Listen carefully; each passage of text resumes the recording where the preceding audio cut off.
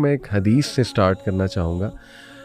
بہت یہ حدیث آج کل وائرل ہے اور لوگ جاننا چاہتے ہیں کہ اس میں جو تسلسل ہے وہ تسلسل کے مطابق کیا کیا ہوگا اور ظاہر ہے کہ اس کے بعد پھر کیا ہوگا. یہ حدیث سنن نبی داؤد میں ہے, صحیح اس کو قرار دیا علامہ البانی نے. حدیث ہے کہ بیت المقدس کی آبادی مدینہ کی ویرانی ہوگی اور مدینہ کی ویرانی لڑائیوں اور فتنوں کا ظہور ہوگا. فتنوں کا ظہور قسطنطنیہ کی فتح ہوگی اور قسطنطنیہ کی فتح دجال کا ظہور ہوگا.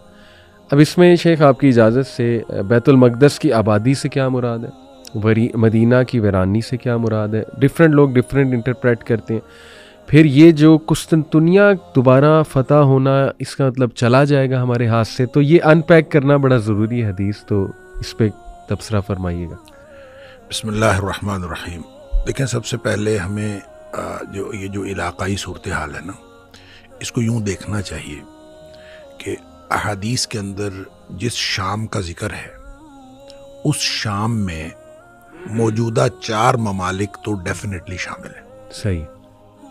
اس میں اردن شامل ہے, اس میں فلسطین شامل ہے, اس میں لبنان شامل ہے اور اس میں موجودہ سیریا شامل ہے. اس کے علاوہ بعض انٹرپریٹیشنز کے مطابق قبرص بھی اس کے اندر, سائپرس جس کو ہم کہتے ہیں, وہ بھی اس میں شامل ہے, اور ایک صوبہ ترکی کا بھی اس کے اندر شامل ہے. یہ سارا ملا کے شام بنتا ہے. ٹھیک ہے. لہٰذا جتنی بھی شام کے بارے میں نبی کریم صلی اللہ علیہ وسلم نے فضیلت بتائی ہے, تو اس کا جو مرکز و محور ہے وہ یہ پورا علاقہ ہے. کوئی ایک ملک نہیں ہے, موجودہ ملک شام نہیں ہے, بلکہ پورا علاقہ جو ہے اس کے اندر شامل ہے. جہاں تک قسطنطنیہ کی بات ہے, ظاہر ہے کہ یہ استنبول کا دوسرا نام ہے, اور استنبول جو ہے وہ مسلمانوں کے قبضے میں ہے, اور نبی کریم صلی اللہ علیہ وسلم اس میں جو ذکر فرما رہے ہیں وہ قسطنطنیہ کی فتح کا ذکر فرما رہے ہیں. تو اس کا مطلب ہے کہ قسطنطنیہ پہلے ہمارے ہاتھوں سے جائے گا, مسلمانوں کے ہاتھوں سے یہ چلا جائے گا, اور یہ پھر جا کے فتح ہوگا. اور اس کی فتح کے بارے میں بعض احادیث کے اندر آتا ہے کہ جب قسطنطنیہ فتح ہوگا تو مسلمان جو ہیں وہ اس قدر یعنی ایمان والے ہوں گے اور ان کا ایمان اس قدر مضبوط ہوگا. اصل میں یہ ساری چیزیں ریلیٹ کرتی ہیں. اس کو میں تھوڑا سا اور پیچھے لے جاؤں. بالکل. تو امام مہدی کا جو ظہور ہے, صحیح, وہ فتنوں کے ظہور میں امام مہدی جو ہے وہ آئیں گے فتنوں کے دوران. اس میں بعض نشانیاں ہیں. اس میں مثلاً یہ ایک نشانی یہ ہے کہ کوئی عرب جو بادشاہ ہے اس کا انتقال ہوگا, اور اس کے بعد جھگڑا ہوگا وہاں بھی, عرب میں بھی, کہ کس کو جو ہے وہ بادشاہ بنایا جائے. 3 پرنسز کا آتا ہے ذکر, آپس میں جھگڑا ہوگا. اچھا, اسی طرح یہ بھی ہے کہ مسلمانوں کی قیادت کا فقدان ہوگا. اچھا, اور اس میں یہ بھی ہے کہ مسلمان جو ہیں حج کے موقع پر اکٹھے ہوں گے اور حج کے موقع پر آپس میں گفتگو کر رہے ہوں گے کہ کس طرح سے ہمیں قائد ملے. تو ان کو اس دوران, حج کے دوران جو ہے یہ محسوس ہوگا کہ جس کو ہم قیادت دینا چاہتے ہیں وہ شخص یہاں کہیں موجود ہے, اور پھر کوشش کریں گے وہ کہ وہ ان کو ڈھونڈ لیں. اور اس میں پھر تفصیل آتی ہے کہ وہ مکہ میں کوشش کریں گے ڈھونڈنے کی. تو وہ جو شخص جس کو ڈھونڈ رہے ہوں گے, محمد بن عبداللہ, نبی پاک صلی اللہ علیہ وسلم نے فرمایا اس کا نام میرے نام پر ہوگا, اس کی ولدیت میری ولدیت کے اوپر ہوگی. بالکل صحیح. اور وہ حسنی سید ہوگا, اور اس کو جو ہے یعنی حضرت حسن رضی اللہ تعالیٰ عنہ کی اولاد میں سے ہوگا.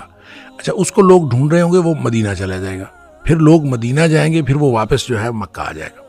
اچھا, یہ جو امام مہدی کا پھر بالآخر ان کو جب وہ پا لیں گے تو وہ موقع ہوگا کہ وہ حجر اسود کے قریب وہ موجود ہوگا, بلکہ ملتزم کے ساتھ وہ چمٹا ہوا ہوگا جب لوگ اس کو ڈھونڈ لیں گے. اچھا, اس کو ڈھونڈ لیں گے تو وہیں پہ گفتگو شروع ہو جائے گی کہ آپ کی ہم بیعت کرنا چاہتے ہیں. اچھا, حدیث کے جو الفاظ ہیں نا, اس سے یہ پتہ چلتا ہے کہ امام مہدی اپنے ظہور سے قبل وہ کوئی ایکسٹرا آرڈنری شخصیت نہیں ہوں گے. صحیح. یعنی پہلے بالکل عام آدمی ہوں گے, کسی کو نہیں پتا ہوگا کہ یہ امام مہدی ہو سکتے ہیں یا کوئی سا, کیونکہ حدیث میں الفاظ ہیں کہ جب بیعت ہوگی نا تو وہ کہیں گے کہ میں پھر جہاد پہ بیعت لوں گا. اچھا, لوگ تیار ہو جائیں گے بیعت کرنے کے لیے. اس پر نبی اکرم صلی اللہ علیہ وسلم فرمایا فَيُصْلِحُ اللَّهُ فِي لَيْلَةٍ, اللہ تعالیٰ ایک ہی رات میں ان کو صلاحیتیں عطا فرما دے. صحیح. یعنی وہ جو باصلاحیت بنیں گے بالکل ٹھیک. تو وہ ایک ہی رات میں اللہ کی طرف سے ان کو صلاحیتیں عطا ہوں گی.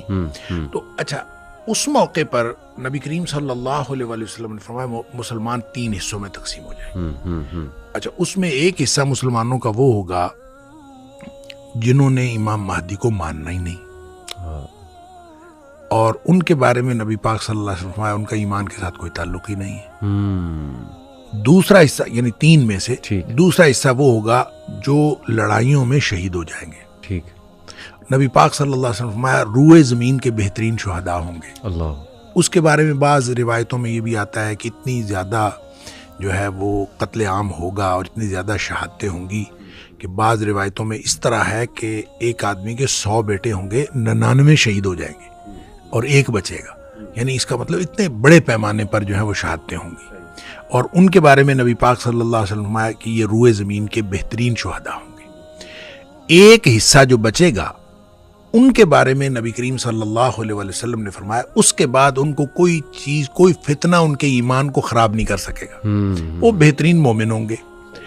اچھا جو قسطنطنیہ کی فتح ہے اس کے بارے میں حدیث میں آتا ہے کہ وہ صرف لا الہ الا اللہ یا اللہ اکبر کی قوت سے اس کی دیوار گر جائے گی. یعنی ان کو لڑائی نہیں لڑنی پڑے گی. اچھا. یعنی وہ اس طرح کے مومن ہوں گے بالکل ٹھیک کہ جب وہ وہاں پہنچیں گے تو وہ اپنی لا الہ الا اللہ کہتے ہوئے یا اللہ اکبر کہتے ہوئے جب وہ قریب پہنچیں گے تو دیوار گر جائے گی اور وہ فتح ہو جائے گا بغیر کسی لڑائی کے. وہاں جب وہ فتح ہوگا تو ان کو اطلاع ملے گی کہ دجال کا ظہور ہو گیا ہے. اچھا. اور پھر یہ دوڑیں گے پیچھے کو جو کہ دجال کا ظہور ہو گیا.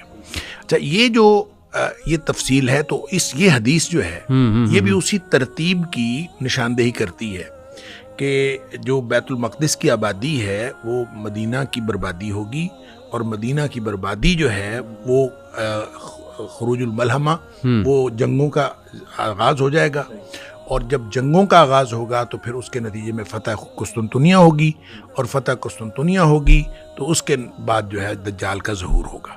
تو یہ جو تفصیل ہے یہ ترتیب ہے, لگتا ہے کہ ترتیب یہی ہوگی, اس لیے کہ جب نبی پاک صلی اللہ علیہ وسلم نے فرما دیا تو یقیناً یہی ترتیب ہوگی.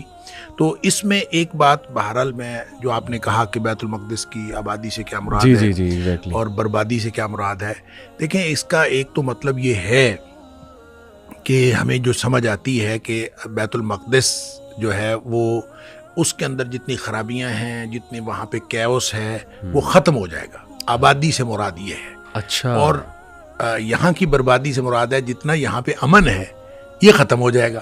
اچھا ٹھیک ہے. خراب ہے نا, خراب. ٹھیک ہے ٹھیک ہے. خراب و یسرب حدیث کے الفاظ ہے خراب. صحیح ہو. اب خرابی کسی بھی طرح کی ہو سکتی ہے, وہ ایڈمنسٹریٹو خرابی ہو سکتی ہے, مینیجریل خرابی ہو سکتی ہے, وہ نظام کی خرابی ہو سکتی ہے, وہ لوگوں کے ایمان کی خرابی ہو سکتی ہے.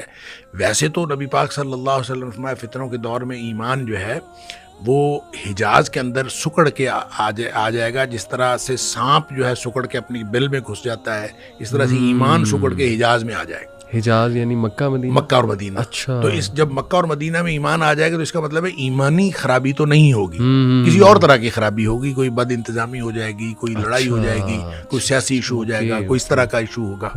اور اس ایشو کے بعد جنگیں شروع ہو جائیں گی. اب وہ جو جنگیں شروع ہوں گی, جو بھی قیادت کا فقدان ہوگا. میں جب پہلی دفعہ ایک حج پہ گیا تو وہاں مجھے پتہ چلا کہ وہاں ہر حج کے اوپر ایک کانفرنس ہوتی ہے اور پوری دنیا کے علماء آتے ہیں. صحیح.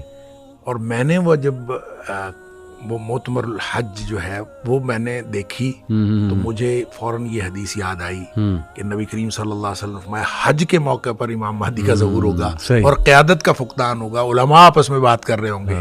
تو میں نے کہا اس کی بنیاد یہ پڑ چکی ہے گویا کہ حج کے موقع پر پوری دنیا کے علماء اکٹھے ہوتے ہیں, تو جب کبھی قیادت کا فقدان ہوگا اور اس طرح کی ڈسکشن ہوگی تو اس کے نتیجے میں امام مہدی کا ظہور بھی ہوگا.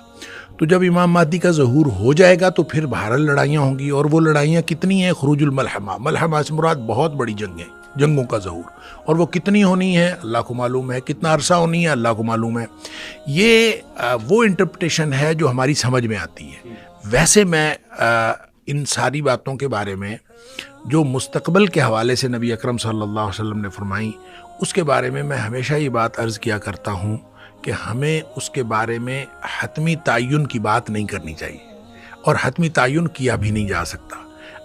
ہو سکتا ہے نبی کریم صلی اللہ علیہ وآلہ وسلم نے کوئی بات تمثیلی انداز میں فرمائی ہو سکتا ہے کوئی بات حقیقی انداز میں فرمائی ہو، وہ حقیقی ہو یا تمثیلی ہو، ہم نہ اس کے وقت کا تعین کر سکتے ہیں اور نہ اس کی نوعیت کا حقیقی تعین کر سکتے ہیں۔ البتہ پاسبلٹیز ہم ڈسکس کر سکتے ہیں، یہ امکان ہے، یہ ہو سکتا ہے، یہ ہو سکتا ہے، صرف یہ کہہ سکتے ہیں۔ اور اصل میں جتنی مستقبل کی باتیں ہیں اور خاص طور پہ دور فتن کی باتیں ہیں، وہ اصل میں تو ہمارے ایمان کو بوسٹ کرنے کے لیے اور ہماری رہنمائی کے لیے ہیں کہ جب دور فتن ہوگا، اس طرح کی صورتحال ہوگی، تو آپ کو یہ کرنا چاہیے اور یہ کرنا چاہیے، اور آپ اپنے ایمان کو مضبوط کریں اور ایمان کی بنیاد پر اپنی زندگی گزاریں۔ اصل میں تو ہمارے لیے یہ رہنمائی ہے۔ باقی رہی بات واقعات کے تعین کی، تو اس کا حتمی تعین نہیں کیا جا سکتا۔